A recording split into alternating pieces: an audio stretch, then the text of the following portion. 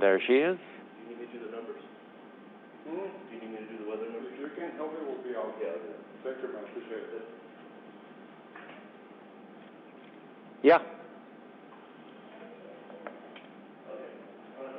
Stand by. On the 25th of this month, NASA astronaut Dr. Jessica Meir will launch on a Russian rocket with a crew headed for the International Space Station. This is going to be her first space mission, and we're especially honored to speak with her today, as she is a marine biologist who earned her doctorate right here in San Diego at the Scripps Institution of Oceanography. And Dr. Meir, how are you? I'm doing well, thanks. How are you?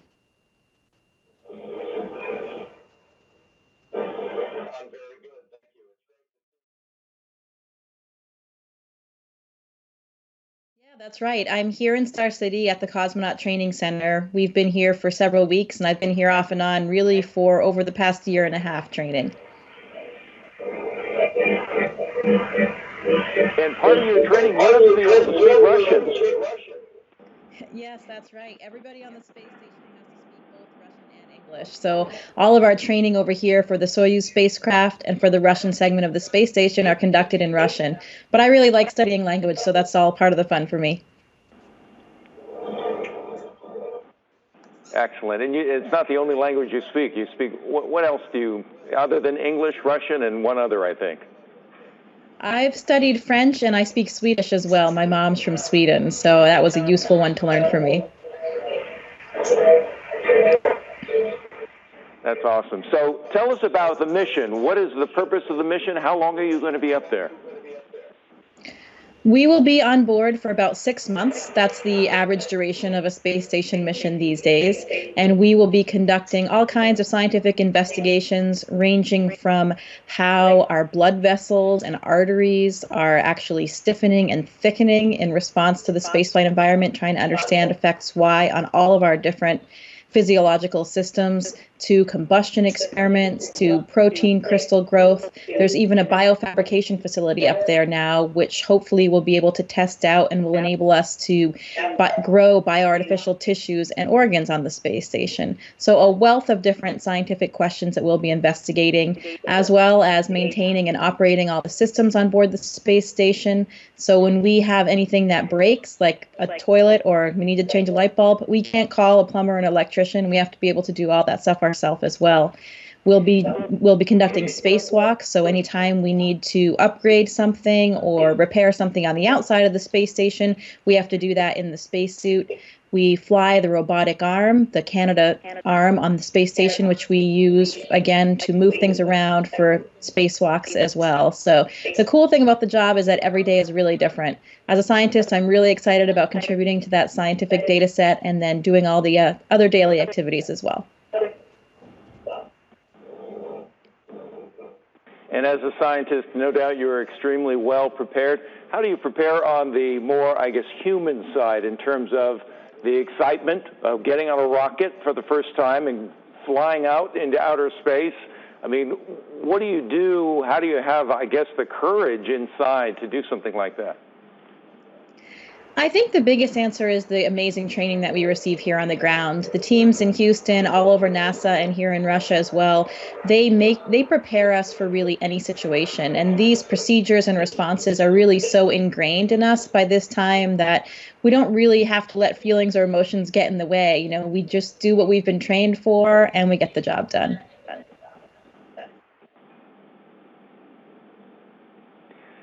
And our time is already almost up. What are you most looking forward to? And let me ask you, what are you taking with you that's going to, I guess, be kind of your anchor to feeling like you're at home? I have a few things from home that remind me of some of my family and loved ones, and I have some significant items from places that I'm affiliated with as well. There is definitely a Scripps Institution of Oceanography flag, as well as some other items from San Diego. So stay tuned, look out for those.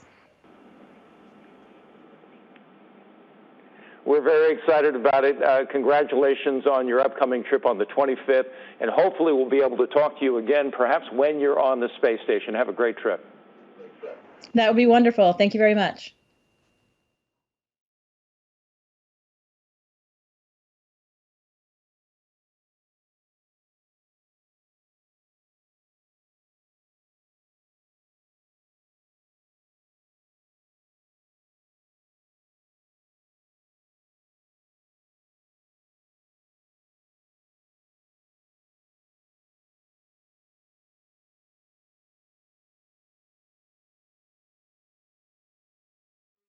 2013.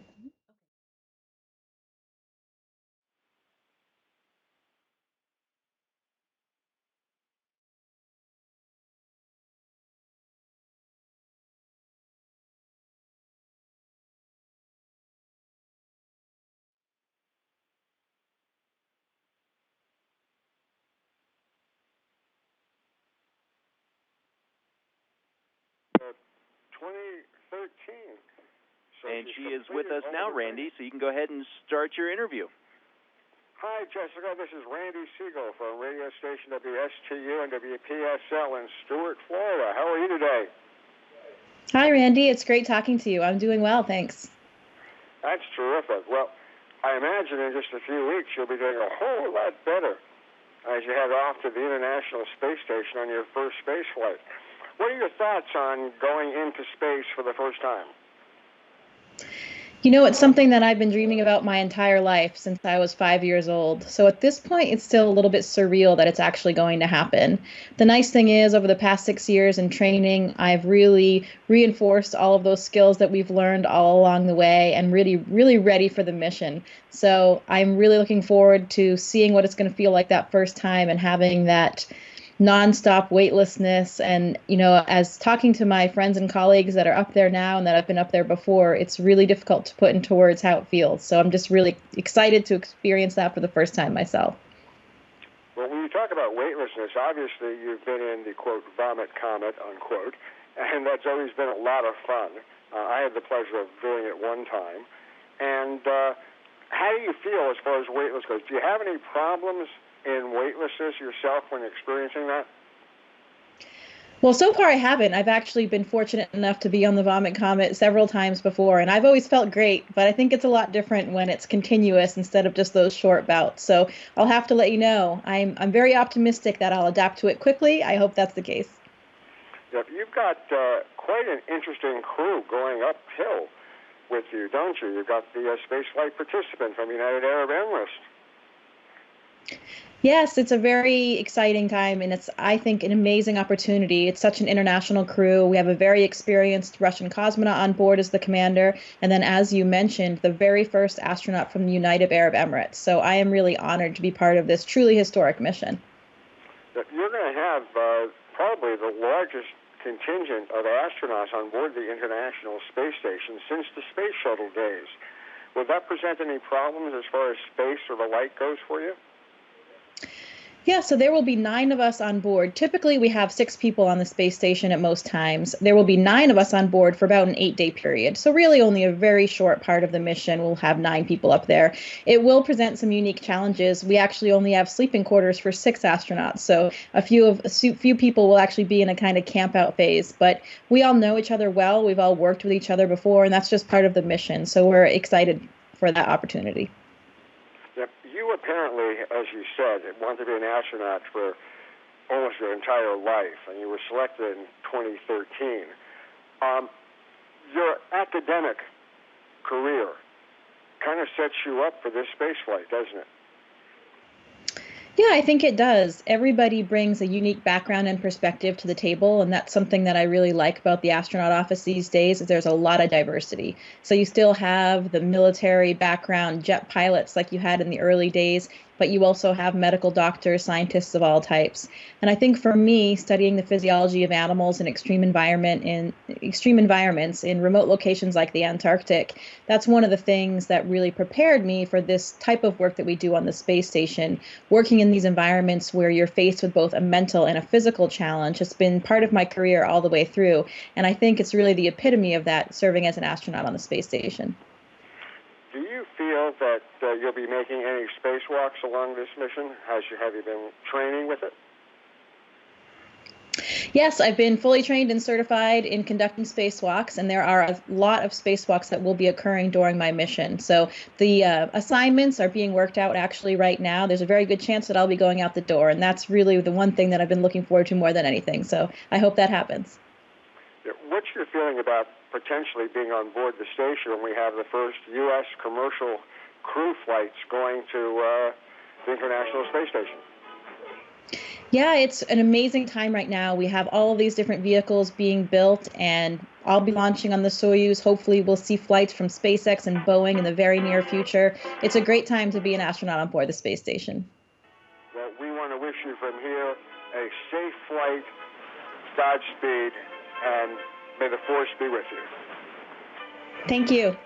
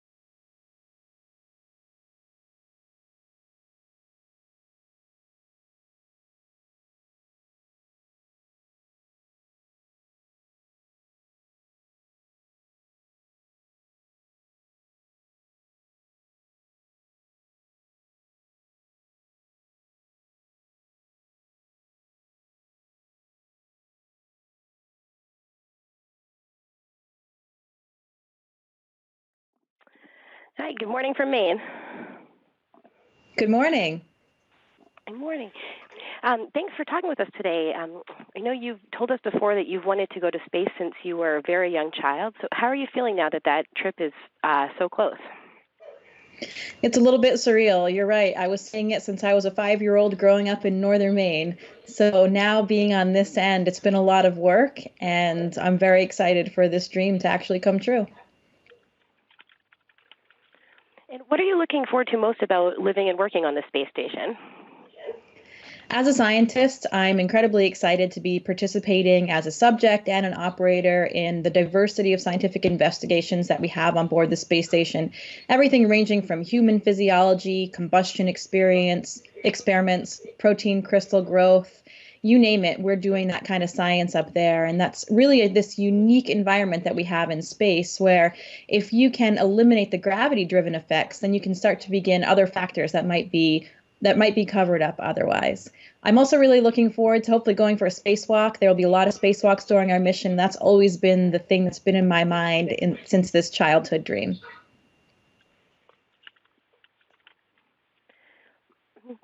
And have you been thinking about what you might think when you see Maine from the space station for the first time, or from space? I think seeing the Earth in general is going to be really perspective and life-changing, I think for two main reasons. First of all, just that appreciation for how fragile and special the planet is, our planet Earth. We only have one of them, and how we really need to do our best to protect it. And secondly, just to think about what it means for us as humans and what really an insignificant role we play in the solar system, in the universe in general. And from what I've heard from various people that have been up there already, it really does change your life. Even knowing that, thinking about what you might expect, you just can't really describe it and how that changes you as a person. And I know there's a limited amount of things you can bring with you to the space station. So what are you bringing with you? Anything that reminds you of Maine? Yes, absolutely. I have some personal effects from loved ones and family members that I'm flying. And of course, there are some Maine flags and some other items from Maine that I'll be flying proudly. So you'll have to keep looking out for those. And eventually, those items should be making their way back to Maine. So stay tuned. You speak often of growing up in northern Maine in Caribou. Tell me what you anything about that experience of growing up in northern Maine that's prepared you for this next experience. And I think for me, growing up in a place that was pretty remote, had a lot of trees around, a lot of nature, I think that really ignited in me this passion for exploration and this appreciation for nature, and really this scientific curiosity in trying to learn more and understand more about the natural world around us. That was something that got me interested in my previous career as a physiologist and a biologist, and of course the same is true in this role as an astronaut now. Been following you on Instagram, and we've seen you describe yourself as a foodie. So what do you think about the food that you'll be experiencing up on the space station? We actually have quite a wide variety of food items on the space station now. There is a food lab at NASA in the Johnson Space Center, which develops new foods all the time. We also have access to foods from the Russians and our international partners as well. And I'll be participating in a food physiology experiment too, looking at some of the newer few items and some of the different nutrients and seeing how that helps us maintain our fitness and keep us healthy while on board. So I'm excited about sampling all of those things. There'll be many people across the U.S. and especially here in Maine watching as you're going through this experience. Do you have any message in particular for your fellow Mainers and the children, especially who will be watching? Well, first of all, I'm really just excited to share this adventure with everybody. This is certainly nothing that I could have accomplished on my own, and it really started back to the foundations of my childhood and my education right there in the state of Maine. And I think, especially for the children watching, it is really too important. It is very important to remember it doesn't matter where you come from or what specific aspects of your past are there. You can really do whatever it is that you want, whatever it is that you set your mind to, as long as you put the work in and you remain dedicated to that.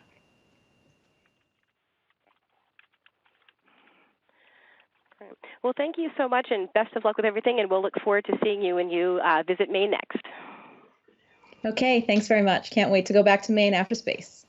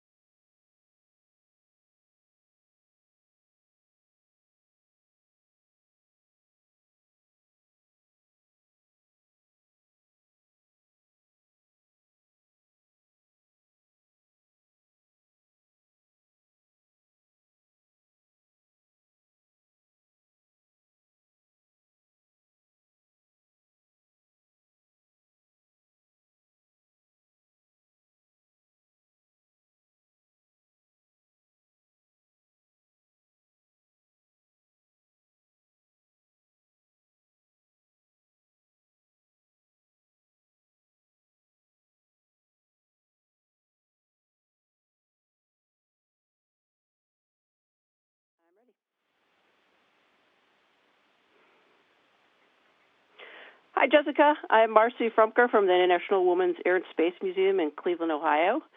And I wanted to know, since this is your first mission in space, is there something that you're most looking forward to on this flight?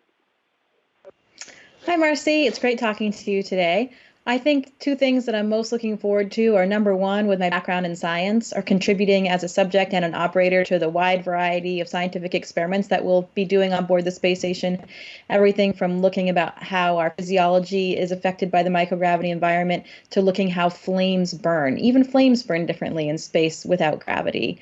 Secondly, I'm really looking forward to the opportunity to go out the hatch of the space station. Doing a spacewalk has been something that I've dreamed about my entire life, and what that must feel like when you're in your own self-contained little spacecraft of the spacesuit and looking back on the Earth. There are a lot of spacewalks that will be happening during my mission, so there's a very good chance that that will happen.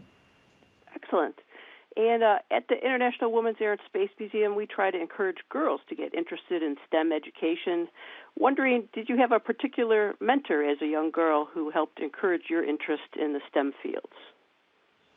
I had a lot of incredible mentors all throughout the way, starting with my parents who were very supportive and very got me interested in nature and the world around me. A lot of really memorable teachers that stood out to me, some of my biology teachers in particular, that really instigated and instilled that love of science and that scientific curiosity in me. I was very fortunate to have those amazing mentors continue all throughout my graduate school and postdoctoral career as well. And I think the difference was for me that these were people who were not only at the top of their field, but they were also people that cared about me as an individual and as a person. You know, they weren't just concerned about the science. They wanted to make sure that I was happy and taken care of as well. And to me, that's really the ultimate way to go about being a mentor.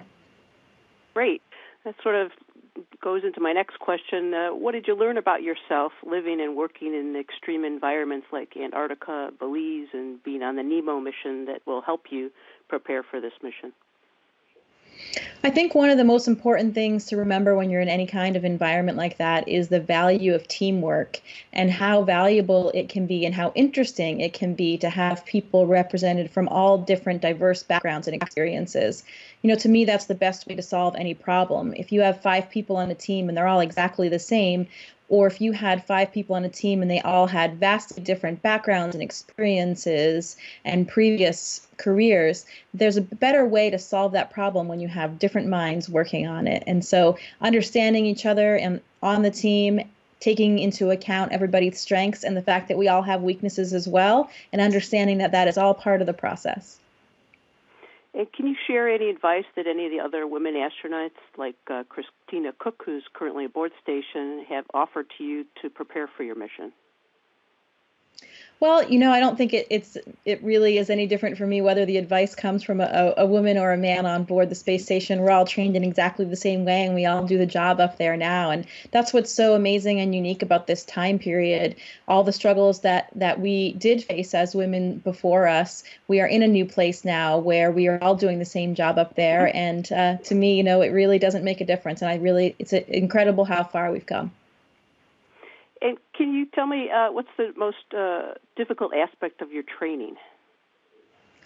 I think the most difficult aspect of our training as astronauts is learning how to do spacewalks. You are in this incredibly heavy and cumbersome suit, which weighs over 400 pounds when you're in it, and your body is sort of contorted out like this. And it is very, very challenging, both physically and mentally, with the problems that you have to face and encounter. Again, it's probably one of the most rewarding things that we do because at least on the training on the ground, you know, that's when you really feel like you're an astronaut, when you're in that spacesuit looking around at the person down there in the spacesuit with you. So probably the most challenging thing we do, but also perhaps most rewarding. And NASA's working on putting women and other men into the moon program with Artemis. Were you inspired by the Apollo program, and do you think you could be the first woman on the moon now? I absolutely was inspired, and I think everybody all around the world and for decades now have been inspired by what the Apollo astronauts accomplished and what NASA accomplished throughout that program.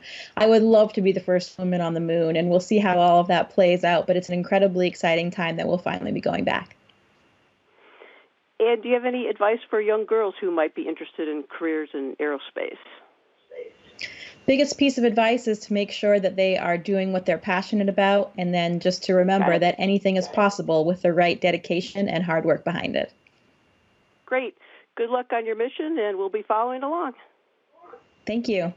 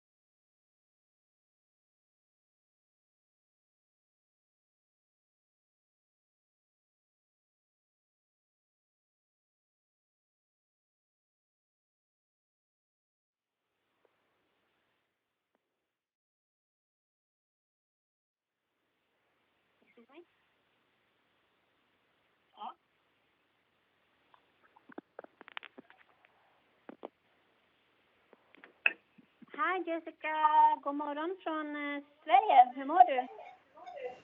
God morgon. Jag mår bra. Jättekul att prata med dig idag. You have dreamt of this since you were a little girl. What is your advice to small girls around the world dreaming about going to space like you? I think the biggest piece of advice that I have for all young people growing up and adults too is just make sure that you are following your heart and doing what it is you're most passionate about. I really do believe that that's the only way to really thrive and be successful at something, and most importantly, to be happy doing it. Do you think you will change as a person after this? I do think that there will be a perspective shift and a bit of a change after being in space for me. And I think that I've heard that a lot from previous astronauts before me when they look back at the Earth for that first time and they see everything they've known, all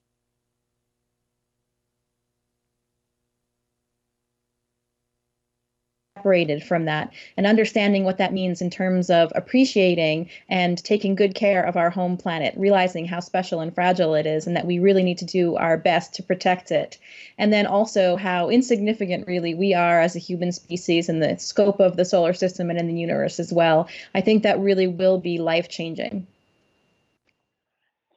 Have you gotten any good advices from astronauts who've already been at ISS?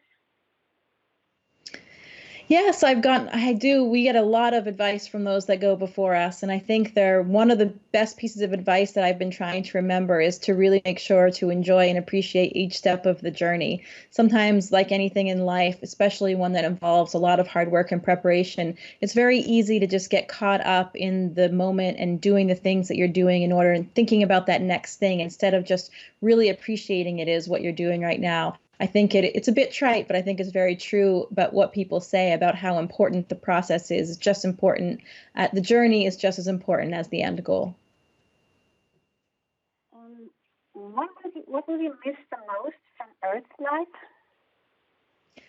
I think the thing that I will miss the most is nature. So yesterday, actually, I went to a botanical garden and walked around for a few hours, just appreciating all of the different plants and trees and flowers around, and the feeling of the breeze on your skin and smelling that fresh air. Of course, that's something that I won't have for 6 months. And since I enjoy nature so much and like to spend as much free time as possible out in nature, I think that will be what I miss the most. What will be the most riskful mission while in space? The riskiest thing that we do on board the International Space Station is probably doing spacewalks. There are quite a few spacewalks scheduled during my mission. And of course, that is when you are outside in the spacesuit, which is really your own little life support system, your self-contained spacecraft. And we need to make sure that all those systems are very well maintained and be very careful in the way that we do things, since there is a lot of risk involved with those activities. Luckily, NASA is very safety conscious, and especially with our training regime, we don't anticipate any problems. What special personal belongings will you bring to ISS? I have a few things from family members that I'd like to fly for them, and some special things for me as well. And of course, special things for the places and affiliations that I have. So of course, there's a Swedish flag among other items from Sweden. So you'll have to stay tuned and watch out for those. What do you want to say to your Swedish fans back home? Hej Stan, tack så mycket, and I'm really looking forward to sharing this adventure with everybody. You're going to do a lot of experiments in space. Is anything in particular you look forward to? The things that I'm most looking forward to are contributing to all the different scientific experiments that we're doing on board the International Space Station. As a scientist, I'm very excited to be able to help out all of the different scientists on the ground that have been working so hard to fly their experiments. And then, like we just talked about, going for a spacewalk is what I've dreamed about really my entire life. So those are probably the things I'm looking forward to most. Okay, one last question. If you have a chance to go to Mars, would you do it? Sure. I think that's a little bit away from us right now. But once NASA has laid out the plan to go to Mars and bring astronauts back safely, I'd be happy to do it. Okay, great. Thank you so much. We wish you luck, the best of luck. Lycka till från Sverige. Tusen tack.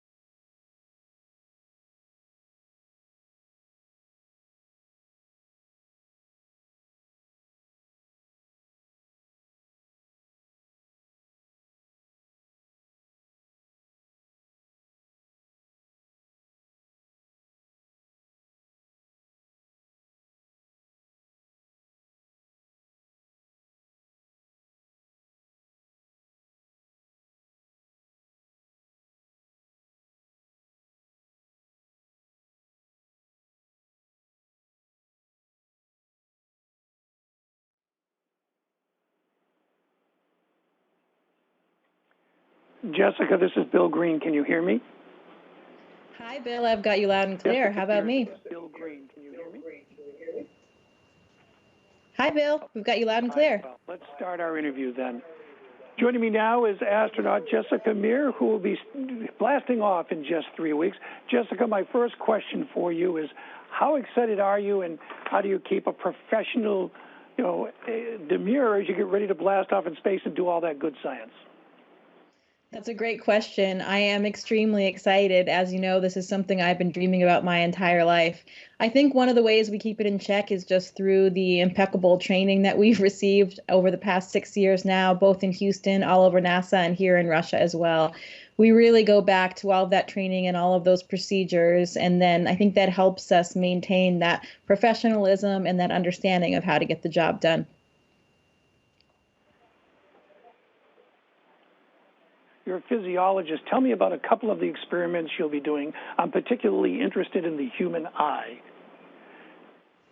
Yeah, so we will be investigating everything ranging from how the spaceflight environment does affect vision. Just like you mentioned, that is one of the hot topics right now, as we have seen some changes in vision and some changes with the retinal layer of the eye from spaceflight. So we want to make sure that we can still bring astronauts back safely and healthy. And of course, when we go to other destinations, like when we go back to the moon and when we go to Mars, we need to make sure that our astronauts are able to do all the work that they need to do. So that is a hot topic right now. We're trying to understand what is going on with those processes with our vision and the morphology of the eye. We're also looking at our blood vessels. One of the things that we found is that arteries, so for example, our carotid artery is getting thicker and stiffer. The walls of the vessel itself are getting thicker and stiffer. And that is equivalent to about 20 to 30 years of aging here on the ground in only a 6-month flight. So pretty significant. Again, we need to make sure that we understand all of those factors to keep astronauts healthy and safe and to enable future long duration missions.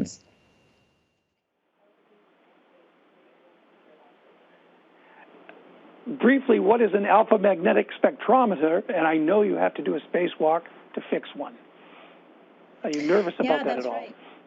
The AMS, the alpha magnetic spectrometer, is an instrument that is mounted on the outside of the space station. So it is a particle physics detector that is measuring high energy radiation from distant stars. So it is looking at things, looking for evidence of dark matter and antimatter in the universe. So pretty top-notch, cutting-edge work, and it is an amazing instrument. It wasn't ever supposed to be accessed by astronauts or fixed by spacewalks at all, but unfortunately, one of the pumps in the thermal control system has broken. So now we do have to do some pretty intense spacewalks in order to make sure that we can repair that instrument and allow it to continue to gather the incredible data that it has been. So those EVAs, those spacewalks will happen during my mission. So I'm excited to play a role during all of that.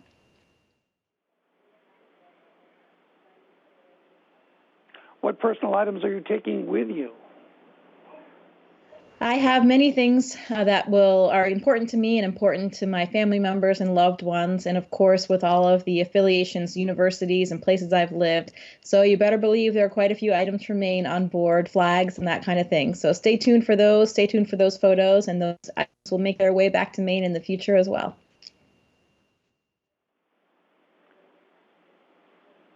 What will you be doing with your spare time in space? Photography, well, perhaps? I'm not sure there's going to be a whole lot of spare time. This is going to be a really busy increment with all the scientific objectives that we have, all the spacewalks that are planned.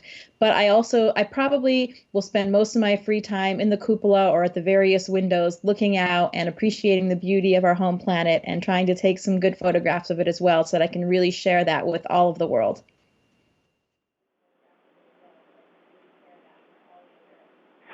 We'll be following you very closely. You're taking a little piece of all of us with you, and we wish you the very best of luck, and we can't wait to follow your mission in space. Thank you so much, Bill. I'm really excited to share it with you and with everybody in Maine.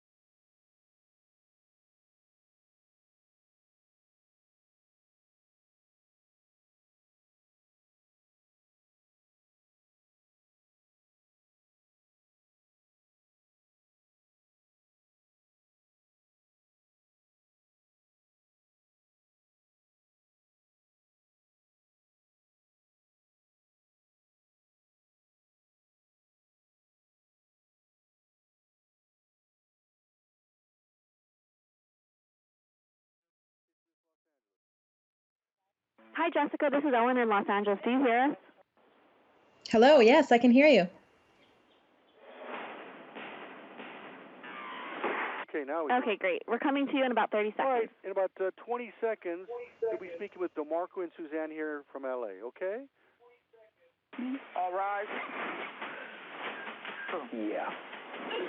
Stand by. That went well. All rise. Premieres CBS Monday, September 23rd. It is a job that... Stand by. Here comes your intro, Miss Meir. Not in go. DeMarco and Suzanne, stand by. And we are joined by NASA astronaut Jessica Meir, who's talking to us live from Star City, Russia. Good morning, Jessica. Good morning, LA.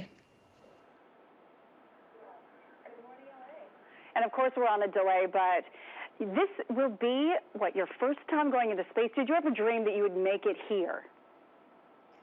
I've dreamed about going to space and being an astronaut since I was 5 years old, but of course, like everybody knows, it's a very small chance of it happening. So I didn't necessarily think that that dream would ever come true. It still is a little bit surreal right now, thinking that it finally will. All right, Jessica, so tell us about the mission that you'll be on, and I just want to know, how does one even pack and prepare to go to space for quite some time? I'll be going to the International Space Station for a 6-month mission, and that's a typical mission for us right now. It's a very interesting place to live and work. We're up there with the Russian Space Agency, the Japanese, Canadian, and European space agencies as well. So very diverse and international crew. We are conducting experiments ranging from everything, including human physiology, to combustion experiments. Even flames burn differently in space, looking at protein crystal growth. Really, all types of science are represented up there. We spend a lot of time maintaining the space station as well. If the toilet breaks or if a light bulb needs to be changed, we can't call a plumber or an electrician. We need to be able to do that ourselves as well. We do spacewalks in order to upgrade systems and do repairs on the outside of the space station. So really, every day is different. It's incredibly active and exciting, and doing a different thing every day. Jessica, I talked about packing. Are there some things or some items that you take with you to space? Do you take any pictures with you, any memorabilia? Yeah, luckily we have an amazing support team at NASA and in Russia, and they do a lot of that packing and pre-positioning for us. So for example, all of the food items that I'll be eating up there, all of my clothes that I'll be wearing for the entire duration of my mission are already up there. They were launched even before I did. So we do carry some small amount of personal effects with us, so we can select a few items that are important to us or important to family members. So I'll be bringing some of those things to represent some of those loved ones, and also some of the places where I've lived and worked, state flags, university emblems, and that kind of thing. Thank you so much, Jessica. And you mentioned university. You've spent some time here in Southern California. We'll all be rooting for you up there. Thanks very much. My brother and his family actually live in LA, and some other cousins as well. So it's great to talk to everybody there. Good luck. Thank you. Yes, enjoy your mission. We're all rooting for you.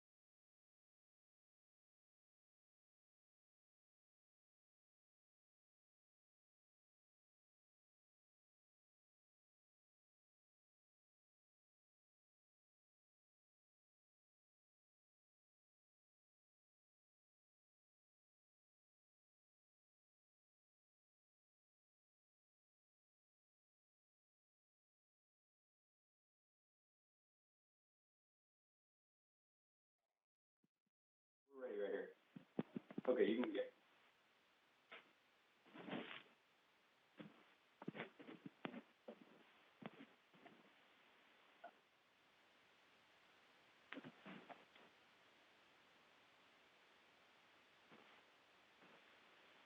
Can you hear her? I cannot hear anything, no. Chelsea can't hear her yet.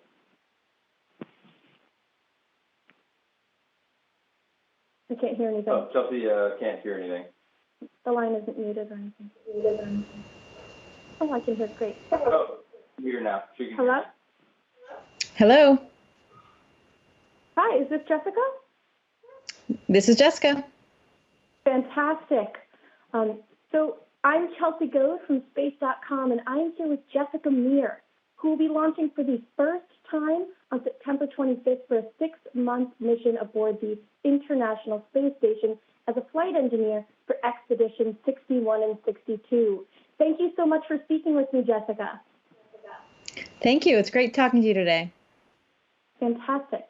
So you're just a few short weeks away from launching to the space station for the first time. How do you feel? I'm incredibly excited. It's something that I've been dreaming and thinking about for my entire life, almost since I was 5 years old. So still a little bit surreal right now to imagine that it's finally coming true. Absolutely. I can only imagine. So astronauts often talk about the overview effect. Are you looking forward to seeing Earth from space? Yes, very much. The overview effect is something I've thought a lot about too, for two big reasons. First of all, for understanding and looking back, having that appreciation of how fragile and special our Earth is, how thin that atmosphere layer is, and how we really need to make sure to do our best to protect it. I'm quite a passionate environmentalist already, so I think that's only going to further cement that belief and understanding for me. And second, really that understanding of how insignificant we are as a human species and as a planet in the role of the solar system and beyond in the universe. I think that those two factors are really life-changing for everybody that can see the planet from above. Absolutely. So if you could pinpoint one thing about this upcoming flight, what are you looking forward to the most? I think what I'm looking forward to the most is, as a scientist, understanding more about all of these different effects of microgravity in the spaceflight environment and participating as both an operator and a subject for a wide variety of investigations, ranging from how the microgravity environment affects our individual arteries, our blood vessels. We're seeing some changes in astronauts in the thickness and the stiffness of the walls in our arteries, and we need to understand why. It's actually equivalent to 20 to 30 years of aging in just a 6-month mission. So understanding how to bring astronauts back home safely. And of course, that will be pivotal for our longer duration missions in the future when we return to the moon and when we go to Mars. We're doing all kinds of science up there, from those physiology experiments to combustion experiments to protein crystal growth, really any type of science, you name it. Once you remove those or eliminate those gravity-driven effects, we can begin to understand more about other factors that might be covered up here on the ground. I'm also really looking forward to the potential to do a spacewalk, since that's really what I've always envisioned myself doing really my whole life. Of course. So obviously, human spaceflight is advancing pretty rapidly. And with Artemis, the first woman is set to walk on the moon. Do you hope to be that woman? I would absolutely love to be the first woman on the moon. That would be my ideal mission. It is time for us to go back to the moon, and I think that we will be able to do that in the near future, and I would love to be the one on that mission. Absolutely. Thank you so much, Jessica. I really appreciate your time. Thank you.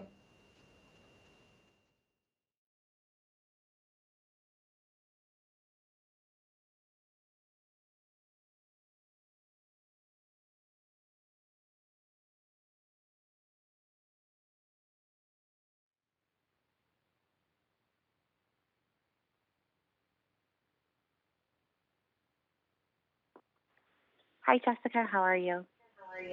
Hi, I'm doing well. Okay, great. Well, I won't take up too much of your time. I just have a few questions for you. So tell me about the preparation and research that went into this mission. Well, I feel like I've been preparing for this my entire life since I've dreamed about becoming an astronaut since I was 5. But I was selected as an astronaut in 2013. So I've had about 6 years of intense training, starting with the first 2 years of astronaut basic training. And now in the last 2 years, really focused on the mission at hand, the 6-month mission that I will be participating in on the International Space Station. So everything from familiarizing ourselves with the different scientific investigations that we will be part of up there, to learning how to utilize and perform a spacewalk successfully. And most recently, most of my time has been spent over here in Russia learning how to fly and serve as a co-pilot on the Soyuz rocket. So how many people are going to be on this mission with you? I'll be launching with 2 other cosmonauts and astronauts. So an experienced Russian cosmonaut, Oleg Skripochka, will be the commander for our Soyuz spacecraft and our mission. And Hazza Ali Al-Mansouri, the very first astronaut from the United Arab Emirates. So really, this is a historic mission, and I'm really incredibly humbled and honored to be part of it. The 3 of us will launch here in just a few weeks, and there are already 6 people on board the space station. So we'll be joining them there. We'll have 9 people up there for the first 8 days. Then we'll have 6 people up there for about 4 months, and then after that, we may only be down to 3 people, but it will depend what happens with the upcoming launches. How will you research the effects of human spaceflight? We have a wide variety of experiments that are going on up there. Some particular ones that will be highlighted on our mission are understanding how our blood vessels are affected by microgravity. So we've been seeing in some recent experiments that the walls of our arteries are actually thickening and stiffening in spaceflight. In just a 6-month mission, we have about 20 years equivalent of aging here on the ground. So we're trying to understand more about that process using ourselves as subjects up there. We are doing experiments on the human eye, trying to understand what's happening with some vision changes that we've seen post-spaceflight. We have experiments looking at how combustion processes are altered in space, how protein crystals grow. We can actually grow bigger and more pure crystals within microgravity without the effects of gravity hindering that process. And that has led to the development of certain drugs. For example, the Japanese Space Agency just developed a drug against Duchenne's muscular dystrophy, which is now in clinical trials. So really, any type of science up there, you name it, we're doing it.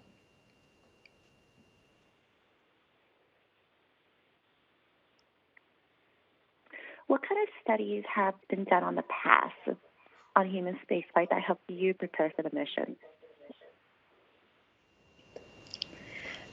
So studies in the past have really encompassed all the different disciplines, as I just mentioned. So human physiology, understanding more. One of the ways we have become incredibly a lot smarter about in the past few decades are seeing what happens with our bone density loss and muscle atrophy in space.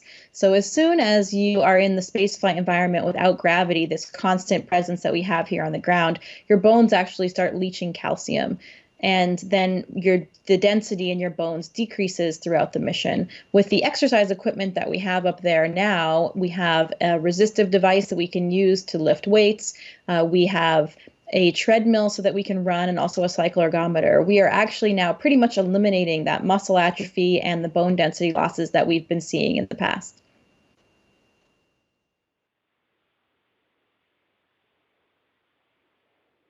How will this research that you do help astronauts on future space flights? All of the data that we'll be collecting, particularly in the human physiology realm and understanding more about how long-duration missions affect us as humans, are really pivotal to our future missions and going back to the moon and going to Mars one day. We need to understand what happens to our bodies in the spaceflight environment in order to make sure that we can get astronauts to these destinations safely and bring them home safely and healthy as well.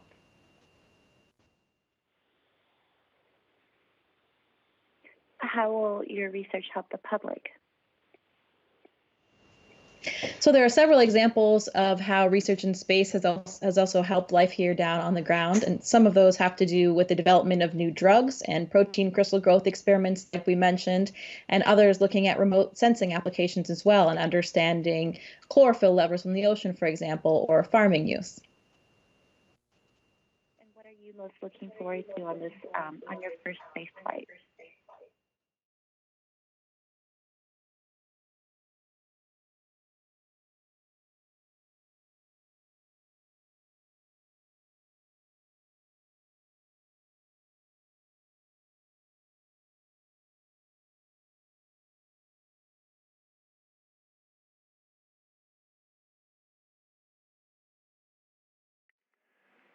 Jessica, good afternoon. It's Bill Harwood, CBS News at the windy Kennedy Space Center. Hi, Bill. How are things looking over there? Interesting time, I'm sure, for all of you in Florida. Oh, absolutely. Doing fine. Thank you very much. I want to talk a little bit about Soyuz. I know you've got a pilot's license, but how tough was it training for the left seat? I'm sure you're fluent in Russian, but that seems like a challenge to me.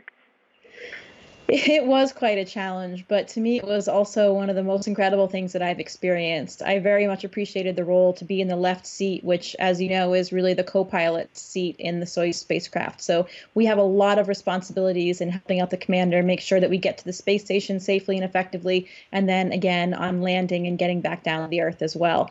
All of that training here in Russia is actually in Russian. And as you mentioned, we do spend a lot of time studying the Russian language as well. Luckily, I really like foreign languages, so that's been part of the fun, but it has been incredibly difficult.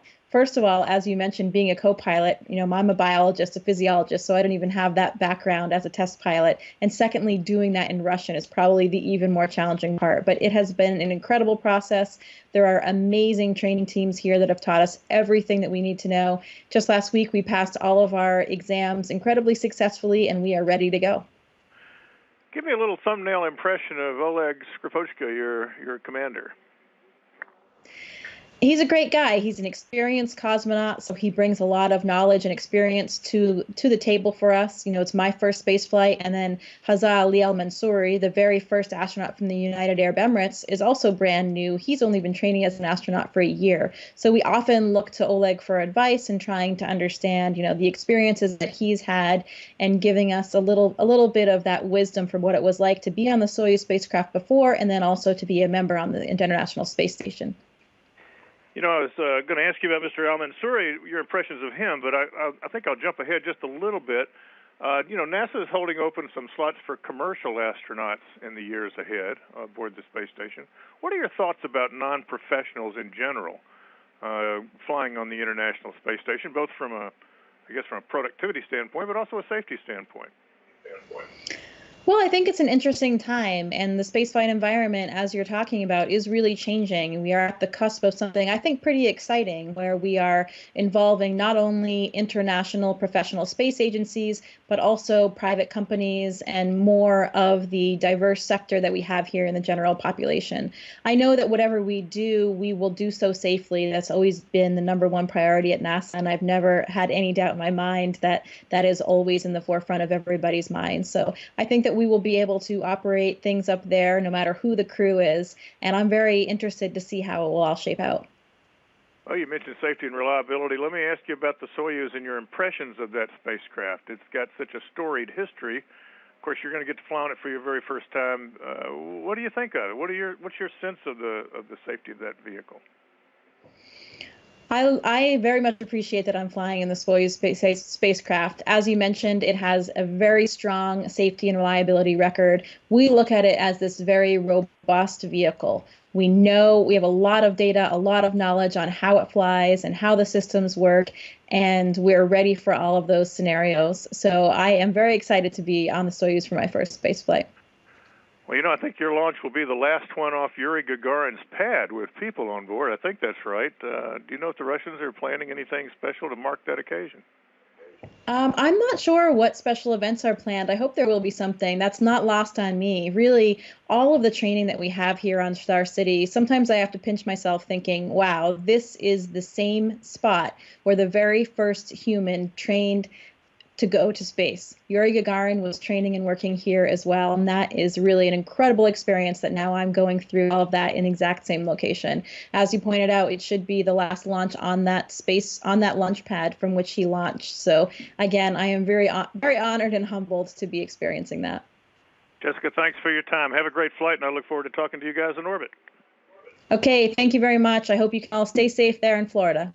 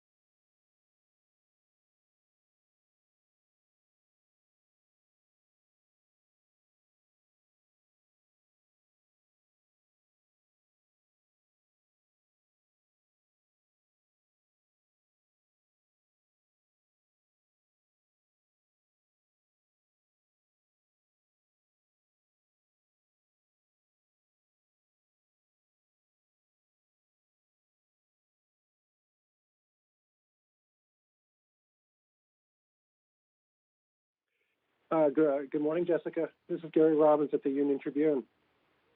Good morning, Gary. It's great to talk to you again. Yeah, it's been a while. How are you? I'm doing very well. How are you? Good. I know time is short, so I'll get right to it.